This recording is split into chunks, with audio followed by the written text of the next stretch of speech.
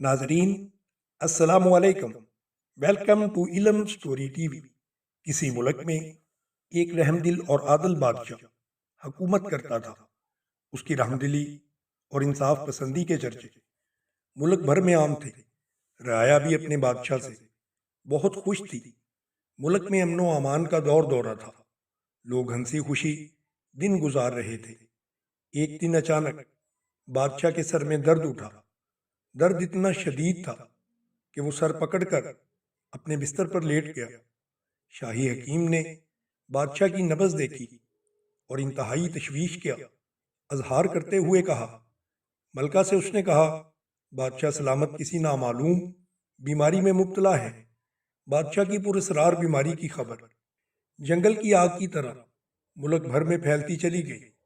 मलका आलिया की तरफ से सारे मुल्क में ऐलान करा दिया जाता है कि जो कोई बादशाह सलामत को इस पुरअसरार बीमारी से निजात दिलाएगा उसे मुल्क का वजीर आजम बना दिया जाएगा।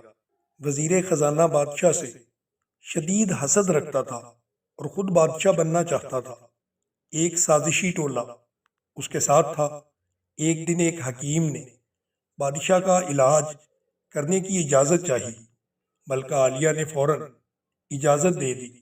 जब हकीम ने बादशाह सलामत की नब्ज़ देखी तो शदीद तशवीश का अजहार करते हुए मलका आलिया से अलहदगी में जाकर कहने लगा, बादशाह सलामत को कोई पुरस्रार बीमारी नहीं, बल्कि इन्हें ऐसा जहर दिया जा रहा है जो आहिस्ता आहिस्ता अपना असर करता है, जिससे इंसान का दिमाग नकारा हो जाता है और वो हिलने जुलने के भी काबिल नहीं रहता। मुआफ़ कीजिएगा, मुझे तो ऐसा मालूम होता है जैसे बादशाह सलामत के खिलाफ कोई बड़ी साजिश की जा रही है। मलका आलिया ने हकीम साहब की बात बड़े गौर से सुनने के बाद उसका शुक्रिया अदा किया और कहा, आप जल्द अज जल्द बादशाह सलामत का इलाज शुरू कर दें। मैं इस मामला को तसल्ली से देखती हूँ।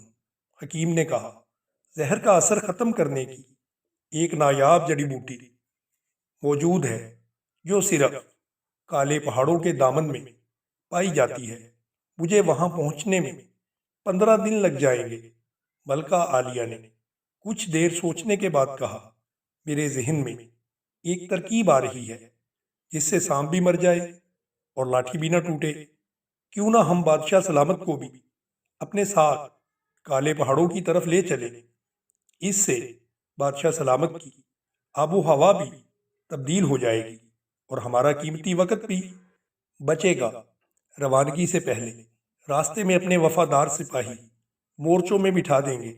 साजिशी लोग बादशाह को चंद आदमियों के साथ देखकर जरूर हमला करेंगे और जैसे ही वो हमला करेंगे हमारे सिपाही पीछे से इन पर हमला कर देंगे।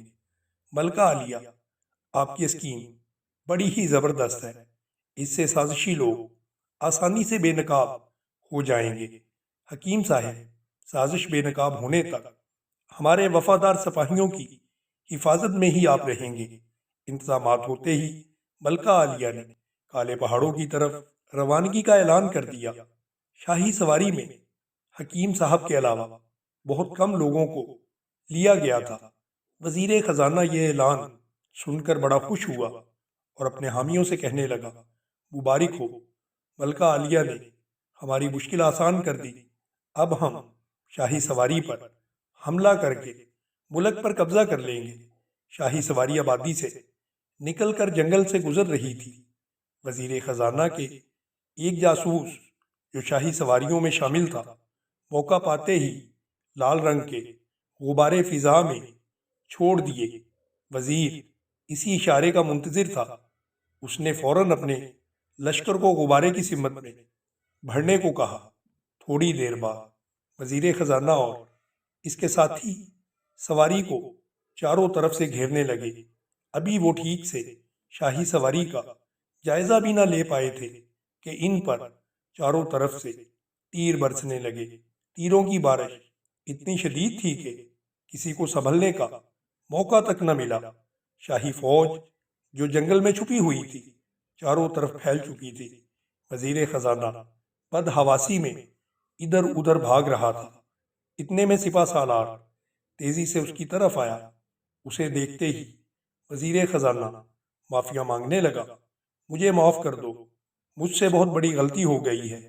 تمہاری سزا یا معافی کا فیصلہ تو عدالت کرے گی، فی الحال تو عوام کو اس کا فیصلہ کرنا پڑے گا۔ مطلوبہ جڑی بوٹی حاصل کر کے شاہی لشکر دوبارہ سے شہر میں داخل ہوا۔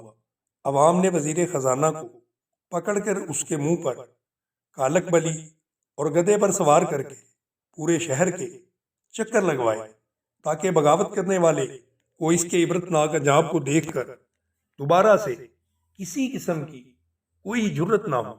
اسی طرح حسد کی آگ میں جلنے والا وزیر خزانہ خود اپنے کھودے ہوئے گڑھے میں جا گرا تھا، اور اس حکیم کی بدولت ملکہ نے جڑی بوٹی تلاش کر کے بادشاہ کے زہر کا اثر فوری طور پر ختم کر دیا۔ اگر آپ کو ہماری سٹوری پسند آئی ہو تو سٹوری کو لائک کریں اور ہمارے چینل علم سٹوری ٹی وی کو سبسکرائب کریں۔